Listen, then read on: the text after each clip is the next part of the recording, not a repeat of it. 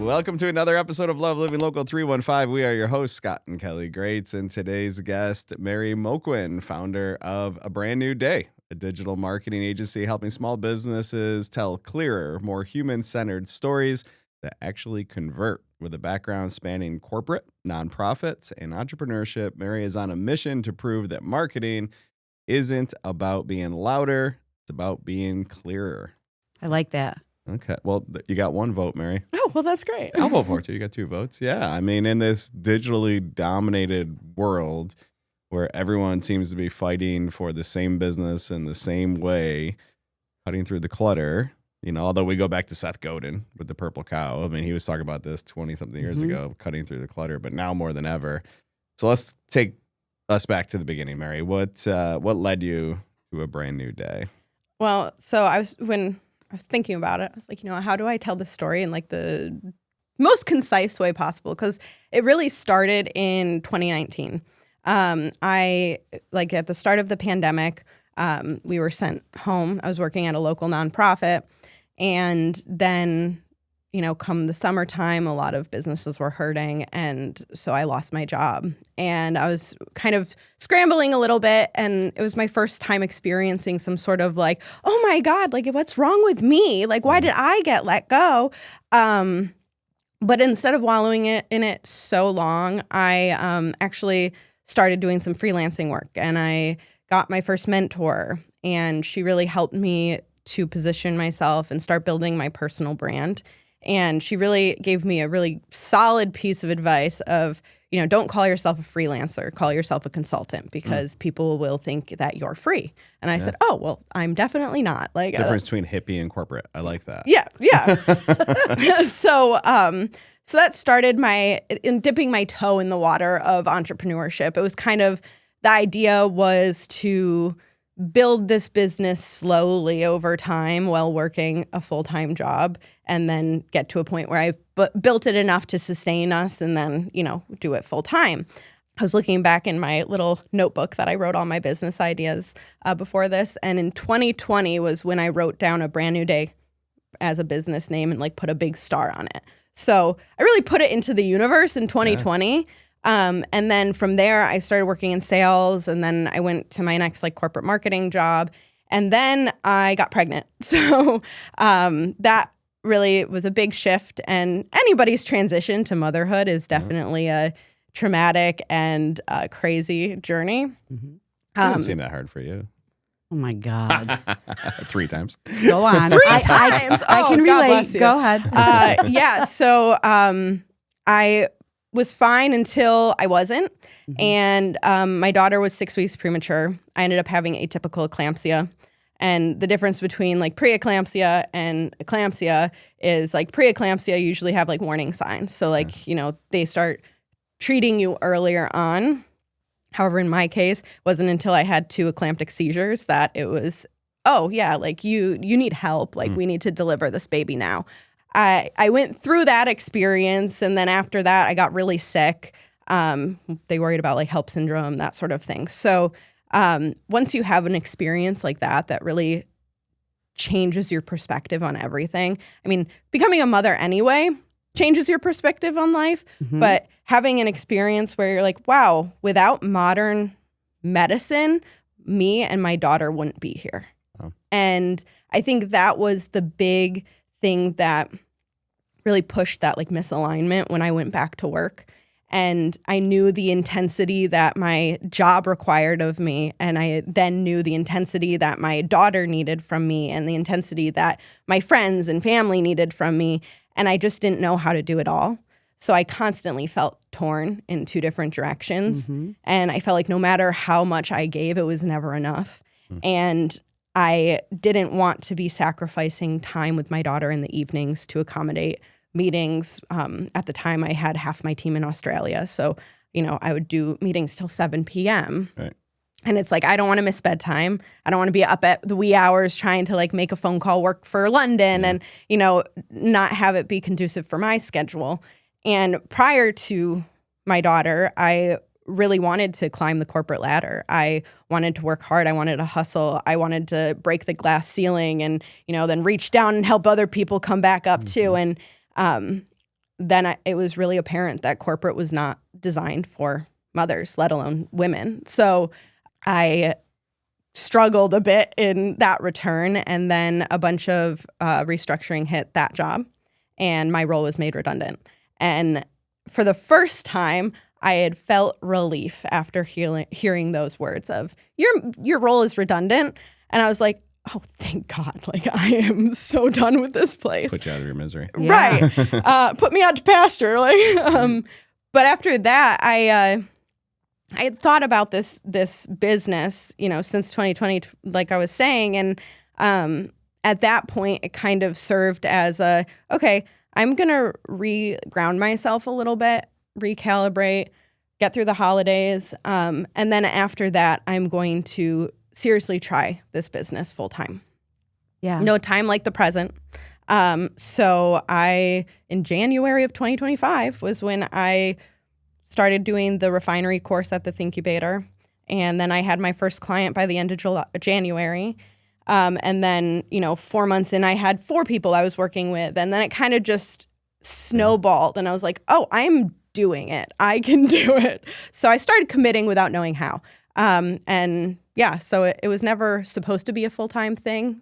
It was supposed to be a slow build, slow burn, but the personal growth that you went through and then professional growth, that a lot of times it takes a situation like that, and especially being a mother, and women, we struggle. And I can relate to what you're saying, because I went through the same thing where you feel like you're trying to do like 4 or 5 things, but you're not doing any of them well. Right.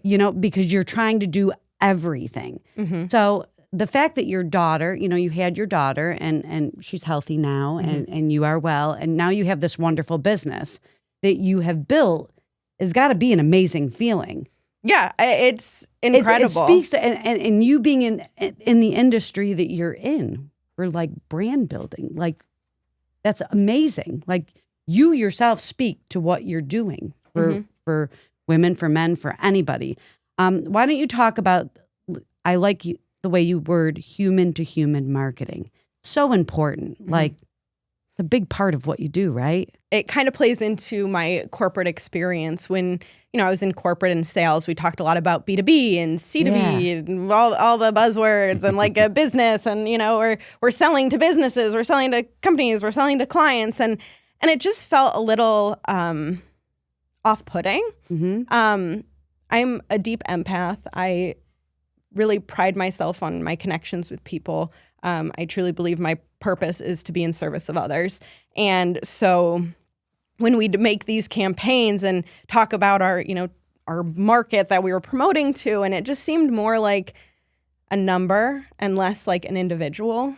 And I'll actually pull into an article I wrote last week about vulnerability in business and putting people back into business.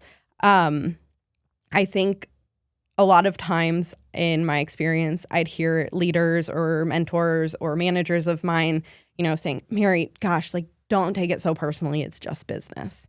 Mm. And it always made me grimace a little bit, because I was like, that's just not true. Like, I believe that you believe that, but I don't believe that. Mm-hmm. So now I'm really pushing the narrative of human to human marketing. We're marketing to people because business was built for people, mm-hmm. and it would not be supported without people. So whether your business is a service or a product, your service or product is solving a need that a person needs. Mm-hmm. So those, like, I just don't know where it got removed and why it got so far removed. So I'm trying to bring that back into the realm of business. You were in the nonprofit space. So I met with Mohawk Valley Community Action yesterday, and that was the heart of our conversation, is that we have to humanize these relationships. It's not, you're a donor or a sponsor, right? Like we're partners, and we both have to be vested in this emotionally for the right reasons. Let's not lose sight of the mission of the organization. And instead of going out and trying to find donors or partners, why don't you build something where you can attract them, mm-hmm. where you build something special and people want to be a part of it on a human level.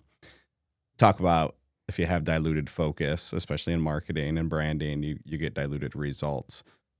Why do you think so many small businesses struggle to clearly communicate who they are? That's a really good question. I think it's very multifaceted. I think a lot of small businesses, there is a piece and a level of vulnerability that has to be kind of portrayed in order to connect with people, because people connect with other people. They connect with emotions. They connect with human experiences.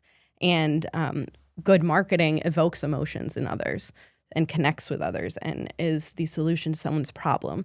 So I think there's that level of, okay, well, like vulnerability is a dirty word, or like it doesn't belong in business. But to me, it belongs everywhere in business. In order to be a small business owner or an entrepreneur, like that in and of itself is vulnerability. You're putting yourself in a position where you could fail and choosing to do it anyway. That's like by definition vulnerability. Yeah, right. So I think there's that piece. I think there's also the level of authenticity. If people aren't authentic in themselves, it's really hard to then portray that in your marketing efforts. And then the third element is a lot of small business owners are doing it all. They, 1 minute they're writing captions for a social media post. The next they're sending cold emails to people and, cold calling people. And somewhere along the line, they are confused why they're not getting sales. And it's because they're all over the place. Like there is no uniformed, like, okay, what is the goal at hand? What is the mission that we're pushing? What is the purpose of this? And so if the person that's promoting those things are confused, then your audience is going to be confused too. I love the word vulnerability. And as a small business owner or a startup, I think sometimes we look at things out of necessity. Mm-hmm. And that could be financial, where there's just not enough money in the budget, right? And we try to be all things to all people all the time. And that creates us to shift into lanes that are not our strength, right? And in an effort to stay on budget and save money, what is the cost of that long term? So that's all to say for small business owners, solopreneurs who are listening. If the old man can give some advice here, figure out where you aren't strong, right? Which takes vulnerability, strength, leadership, courage. Outsource that before you're ready. And yes, it might cost you money. It might eat into profits. It will. Yes, right? it will. Short term, but what's that going to do for you long term? So just wanted to. Well, and it's funny. I was kind of going in that direction too, because you mentioned marketing and you mentioned sales in the same sentence. Mm-hmm. And a lot of small business owners are trying to do both of those things. And like Scott just said, like they're drastically different. So Absolutely. Why don't you talk a little bit about the misconception that small businesses have with marketing versus sales? Yes. And how drastically different they are. Yeah. So having worked in both, I kind of have more of a holistic view of the two. First and foremost, though, business, marketing and sales have a symbiotic relationship. And in good organizations, they do have a symbiotic relationship. They're not trying to like go at each other. Because I've definitely worked in organizations where both have happened. But marketing's primary goal is to generate brand awareness and to bring people into the sales funnel. So if you think about the inverted pyramid, marketing sits at the top of that funnel. So that is like bringing the brand awareness, it's nurturing the audience, it's telling people the story, it's providing the opportunity so that when sales comes in, they are ready to buy, or they're ready to like acknowledge it's that the this hook, brand Is that exists. what you guys call it? There's a few different names for Yeah. it. Right. Whereas trip points. Okay. And, All right. Top of the funnel. Yeah. And then whereas sales sits at that bottom of the funnel where the conversion happens. So, that's sales is kind of like, the final handshake and then the closed deal. And then somewhere in the middle of that funnel, you have marketing qualified leads. So when marketing and sales works in tandem, marketing helps segment that audience to know where to send it for sales. So if it's somebody, let's just take my business, for example. So when people sign up for my newsletter, they immediately get a form that says, share your interests. So it has like poetry, branding, content, couple others that I can't remember off the top of my head. But, they can check what they want to hear from, like what topics they are most interested in. So then that would go into our like email marketing platform. I would have those tags of, okay, this person is interested in content marketing. So maybe, somewhere long from now, I have a salesperson who's generating business for me. And their sole responsibility is content marketing and booking sales for content marketing. Then I would send it to that person and be like, hey, here's 10 people that are very like hot. Like they're engaged with what we've been sending them. They told us what they want. Now is your time to go and close the deal. Mm-hmm. So that's, I think, what the disparity is and the difference. But a lot of small businesses not that they don't realize it. It's just they're so busy. They're doing everything. They're playing all of the roles that they. Yeah. Let's get into how you work with people specifically. If someone contacts you, what is step one? How do you extract that story from them and start to bring it to life? Yeah. So after I work with, like, someone's agreed to work with me, then once we're under contract, let's get down to business. Brass tacks. Yes. I usually start with an onboarding call anywhere from like 30 to 45 minutes. And that really allows me to lead with curiosity and just start asking questions and get a better understanding of, what is it that you want this, if it's a campaign, what do you want this particular campaign to solve? Or let's take a step back even further and, why did you start your business? When did you start your business? Like, how was that for you? Where were you in your journey when you started that? Really trying to,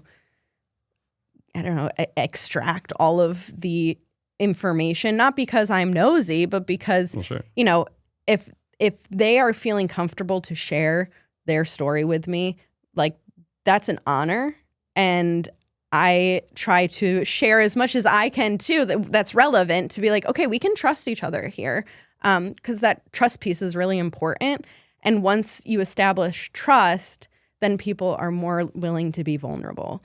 And then that makes marketing a whole lot easier. So if I know where they are and where they, where they started, it's much easier to portray that externally with where they want to go.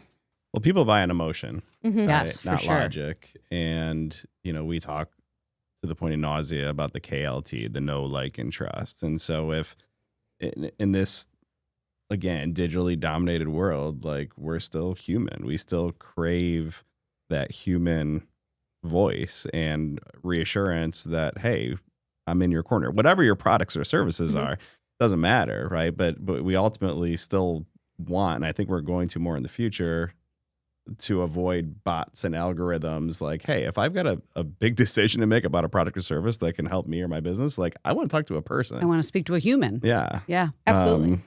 So let's talk about story and I guess the why, and you can totally steal this if you find it relevant. But I once heard, to get to someone's why, you've got to peel back like 7 layers. It's kind of like Kevin Bacon, right? We can get to Kevin Bacon, 7 layers. And so it's really a simple exercise during your onboarding call of, you listen to the answer and then you go, Mary, tell me more about that. Oh, cool. Why do you feel that way?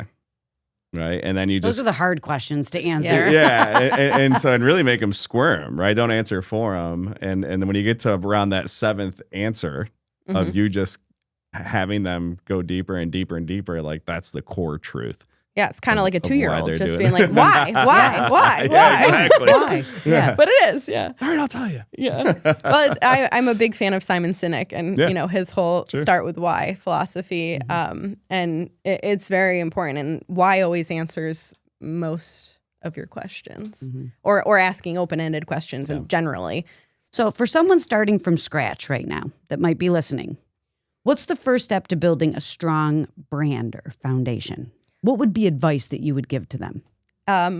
actually work with a graphic designer to design your logo and actually work with someone to build your brand. Sorry, that sounded very like rude, but No. but it's we're gonna go with assertive. assertive. Mary. Yes, sorry. But it's just so important because people think of brands as just a logo, but it's not. Like you have your values. Like what do you value as a person and what do you value as your brand? Because chances are they're very similar, if not the same, especially if you're building your own brand. Then you need to think about, okay, what services or products am I offering? What problem is my audience experiencing and how do those products or services solve that problem? Who is my target market? Because if somebody comes to me and says, oh yeah, my target market is like anyone between the age of like 20 and 65. I'm like, that's not your target ridiculous. market. Like that's a range. That's not it. So that's the part that people don't notice or like people don't fully grasp about a brand is the behind the scenes work to make like a logo come to life. Yeah. And when you don't work with a designer or someone who can help you build your brand, then your logo is going to get lost in translation. Like when you think of a logo, say it's on a truck or it's on a building or billboard or social media, people have like 2 seconds. And if they don't know what you do in 2 seconds from your logo, then that's not going to work very well for you in the future. Yeah. So I would say I highly recommend working with a graphic designer or someone like me who has all of that in my back pocket. And then also workshop it. Workshop your mission, vision, values, and actually go legit. Like legitimately build this correctly to set yourself up for success. All right. Now I'm going to pick your brain because this piece of it has stumped me. We want to talk about email marketing. Oh, yes. My favorite. I hate email. I refer to it as getting stuck in email jail to the point where I have multiple people running multiple emails. For him to ask for a password to an email or where is this? This is what I'm looking for. Kelly, I have no idea what email that went to. I go, how many do you have? Yeah, seriously, how many do you have? Too many. But we're working on that. Right? But that wasn't where I that wanted might to be go your with first that. problem. So he's not doing it right. But anyway, go ahead. No. So my point, like, I read almost nothing. Right. That even like the important stuff, I'm not reading. I'm counting on people to tell me.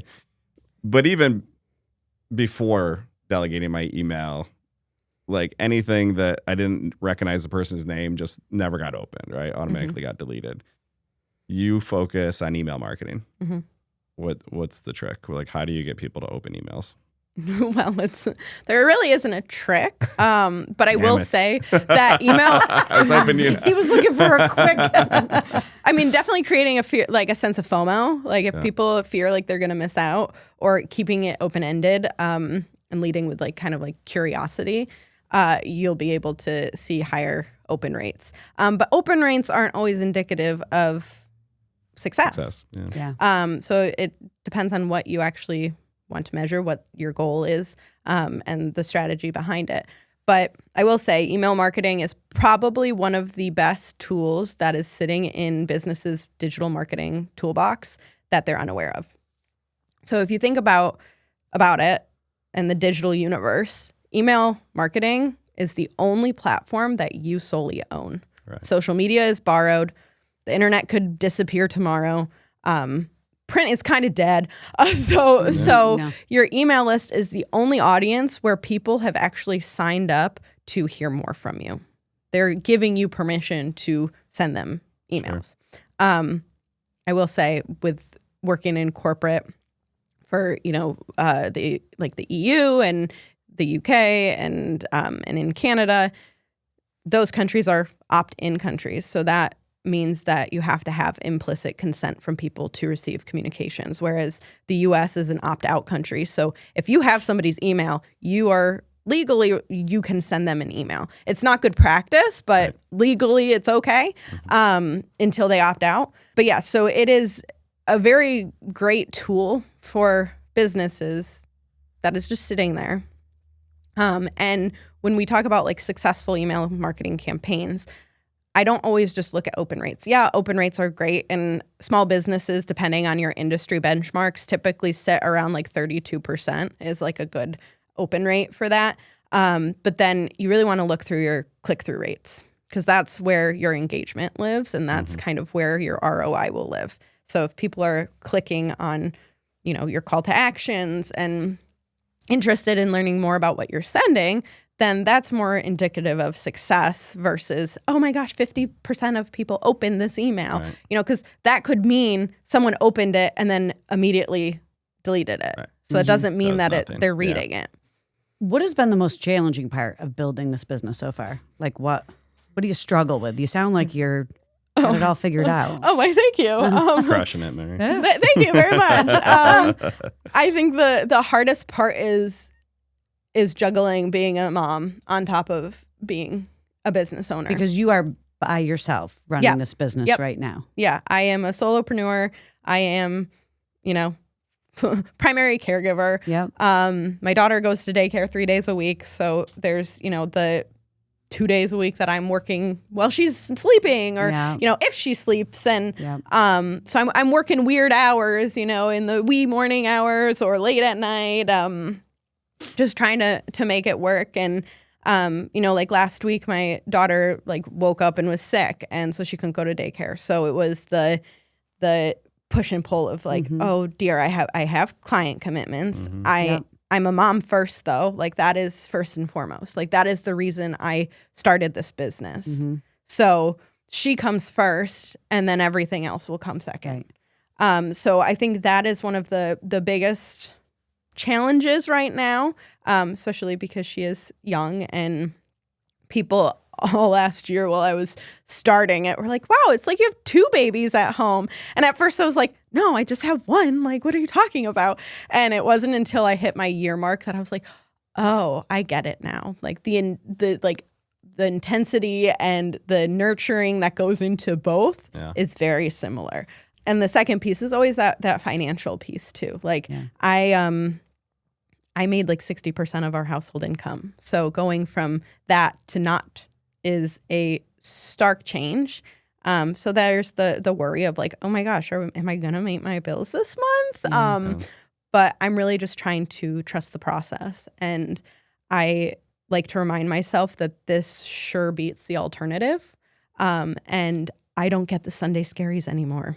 I don't like dread going into work. Yeah. I have full control over my schedule. So many younger people have that figured out. And at the beginning of Scott's career, and even mine when I was teaching, I had no control over my hours. None at all. I was contracted. I didn't get paid time off. My schedule was my set schedule. Whereas the work-life balance is so important now. Like a great example, like last night, my daughter Jenna had a softball game. He was out at 4:00 yesterday. We were at the game until 7:00, but then he had dinner and he's like, all right, I've got to go back to work. And technology allows you the opportunity to do that and just flexible hours. And I think people understand that now. Yeah. And it's more valued than it ever has been in the past. So it is awesome that it's a that we have that shift and a curse. I know. You know, where here, this could be a blog for you, Mary, right? The myth of work-life balance is, it's great that you got to spend that time with your daughter when she was sick. But like, how many times do I tell you, like, my customers, my business, they don't care. And I don't mean that in a cold way. Like everything goes on. Even though you're not that day. Right. And so what is that? We're out of town next week and I'll do some work while we're away, but I'm going to block the bulk of my days off to not do work. But my businesses don't care. Yeah, I know. So when I get back, I know I'm in, like even this week, like these days leading up to it, we're cramming everything in. And then, so I guess the point is the irony of getting into your own business is like, it's great to have the balance, but you just have to understand the trade-off, which is what you're talking about, the late working hours. late. Yeah. Late I mean, and, I would say that work-life balance is sort of a myth. Yeah. And it's more work-life integration. It's it's molding those two together. I always kind of struggled with working for other people because I felt like there needed to be there's a work Mary and then there's a home Mary. And that didn't feel good to me because I was like, I'm the same. Like, why can't I just integrate these people together? Because I don't know. I think I'm pretty awesome. Like, why do I have to like pretend to be someone I'm not at work? Yeah. To like belong. One Mary for all. Yeah, right. So now there it is that like integration of it's really hard sometimes, but life's hard. You choose your hard. Like, Yeah, no doubt. it's hard to work for someone else around the clock too. So I'm fundamentally unemployable. I'll never have a boss again. I'll be straight up homeless before I go back and work for someone Nobody else. tells Scott what to do. Maybe I do You every do. once in a while. I feel like your wife every once in a definitely while I needs can to, do but- that, but nobody else can tell them what to do. All right, let's talk about something that's near and dear to me. You're a poet. yes. So it's fascinating that you kind of integrate this, and wondering how that influences your work and marketing and sets you apart from others. Yeah. So I'm first and foremost, I'm a writer through and through. I've been writing and storytelling before I could even like read. I think back to when I was little and I would color pictures and they would have like a sequence, like it would be telling a story. And it's funny because I would, draw pictures of a mom with like 6 kids going on vacation and like going grocery shopping because I'm the youngest of 6. So it was like I was basically just telling my story. Yeah. And I actually didn't learn how to read until probably like much later. Like all of my peers learned how to read before me. But I don't know if it was a lack of interest or a lack of trying. I have no idea. But it's funny because I've loved writing and telling different stories in different mediums my whole life. But throughout like high school, college, even hated reading, like did not want to read. I was like, this is so boring. And I remember my mom telling me, because I was like, I'm going to be a writer one day and I'm going to be like a published author and I'm going to have like a Nobel Peace Prize and like all of these dreams. And my mom's like, Mary, but in order to be a good writer, you have to be a reader. And I was like, why? And she was like, you need to read to know like how this works. And so it wasn't until after I graduated college that I fell in love with reading. And I read all the time. I write all the time. And so to get to my poetry element, poetry really was kind of a happy accident. I'd always kept a journal as like a teenager too. And I used to think I was like writing songs, but it really wasn't because it wasn't like there was any musical element to it. And I started writing poetry as a way to process things and to handle, the teenage turmoils. And then it turned into like adulthood things. And then it turned into like managing grief and learning how to process that. And then it was, childbirth and having a child, that I really fell in love with poetry. And during the pandemic was when I started sharing it online on Instagram, and people were responding to it. And at first it was really scary because I was like, this is an element of vulnerability that I don't want to expose myself to people.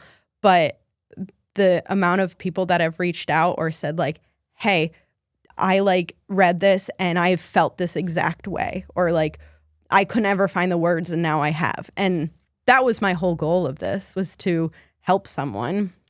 And so the way that poetry translates to marketing and translates to my work is that I'm able to get points across in little words, basically. Like if you think of a haiku, it's a 575. Yeah, right. So, maybe it's a sentence of like 100 words and I condense it down to 50. So it's really playing to where everyone's attention span is nowadays anyway.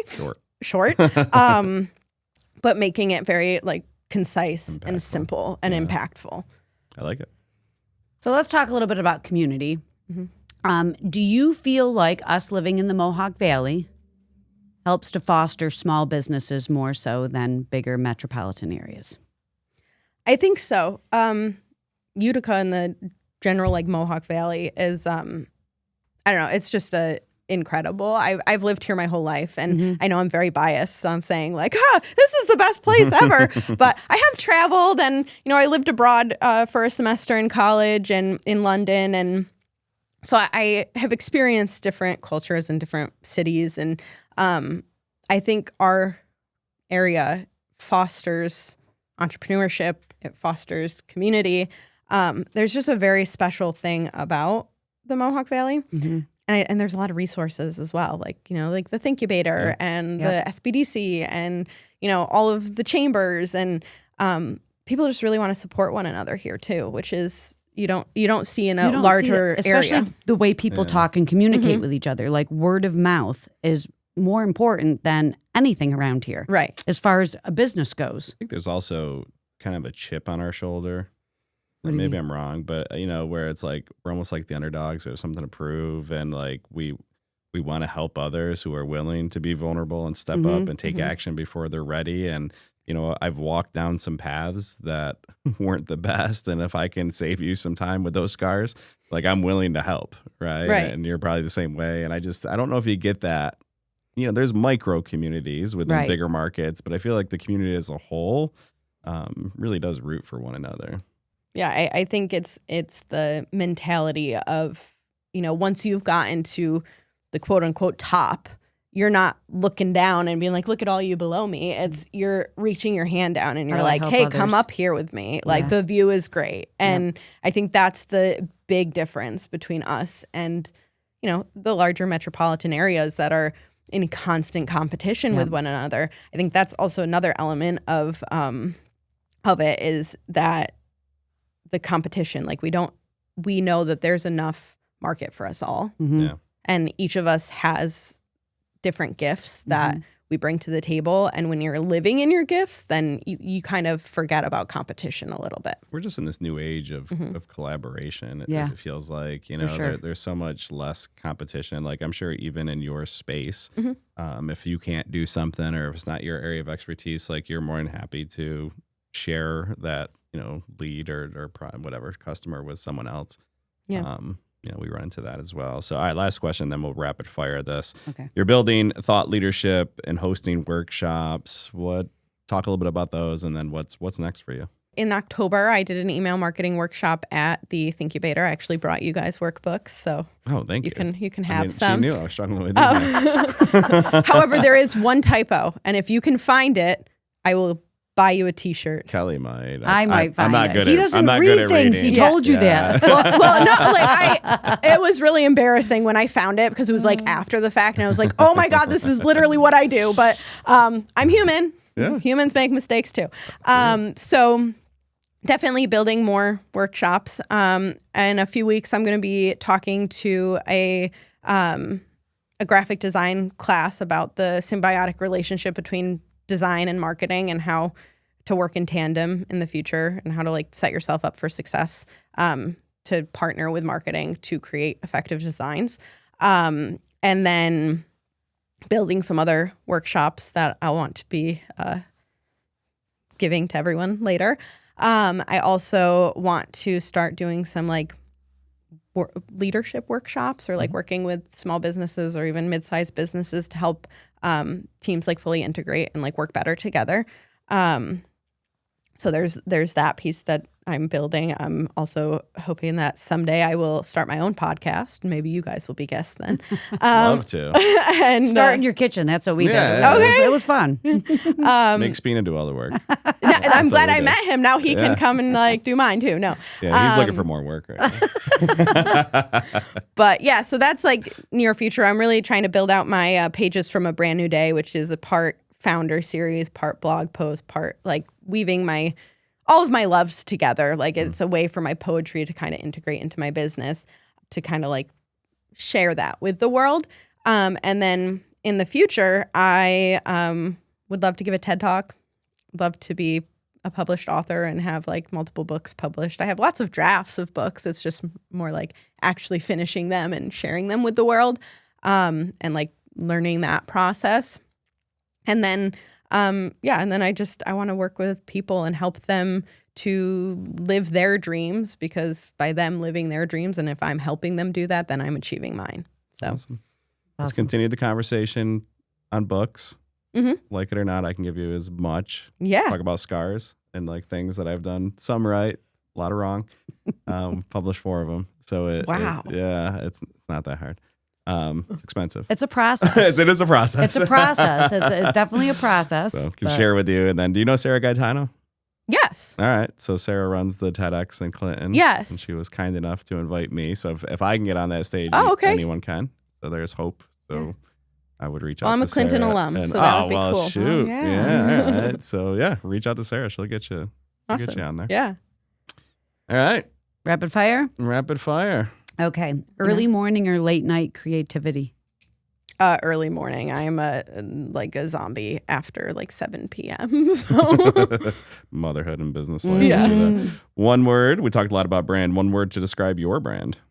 the only thing that comes to mind is like stories and like I storytelling. like stories, for you, just knowing you for 45 minutes now, just, humanize. Or human. I guess that would be just more of something real. Yep. authenticity. Yeah, Yes. I There you go. that too. Most underrated marketing tool? Email marketing. Favorite place in the Adirondacks? Speculator. Okay. Somewhere in particular? No, just the whole Okay. region. We asked that selfishly because we're always looking for We've never been to Speculator. We've never They gone have- that far. I know that far. We got to go It's not further. that far. No, it's not that far. They have really great donuts. So That's a struggle of mine. Okay. But, Yeah. actually, fun story. My dog ate donuts we went to Speculator and got donuts, and they do like cider donuts, and then they also had ones that had like chocolate frosting on the top. So we got like half a dozen because 2 people can eat half a dozen donuts. But we had it in the car, and then we went to go and grab coffee, and our dog was in the car, and then we came out, and she had ate all of the donuts. She's okay. Right? Oh yeah, Okay, this happy dog ending. is Yeah. literally eating Before so much PETA gets a hold of chocolate, you. like not intentionally, Yeah, ours but do. like Ours she's did. Steel too. stomach. yeah. Yeah. I don't know why she wants to try to like end herself, He but unwrapped. We had a bag of Hershey. Death by donuts is not the worst. We had a bag of Hershey Kisses. I had them in my bag because I was going to do cookies, and he literally unwrapped. We came home, and all of the foil wrappers were all over the Still floor. can't and he figure ate out how all to the figure that chocolate. out. Yeah. I don't know no how. idea. I don't know if they were in his mouth and he spit them out. I don't He's know. not what a happened, gifted but dog. Yeah, He's he's not very he's smart. very dumb. Yeah. Okay, a book that's impacted your life. Tuesdays with Maury. Scott is Mitch reading Albom, that remember? right No, now. I'm reading Yeah. The 5 People You Meet Oh in Heaven. yeah, okay. Yeah. Or That's the right. last lecture, that one too was very impactful. Lecture. All right, I've one read it piece like of 4 times. advice for new entrepreneurs. Go for it. Go-to way to reset when you feel overwhelmed. Most people think that, if you just stare at a blank screen long enough, like your thoughts will come, but that's really counterintuitive. So if I'm really struggling or I'm not feeling the most creative, getting out in nature or going for a walk or calling a loved one, like having that human connection is really essential. Yep, awesome. Love it. Mary Moquin, founder of A Brand New Day. This has been fun. I know. Yeah, thank you so much. Make sure Thank you guys you. connect, get on the newsletter, put yourself at the top of her funnel. See Yeah. what happens. Yeah. She doesn't have a sales team, so you don't have to worry That's about true. Not yet. Thanks, Mary. Thank you.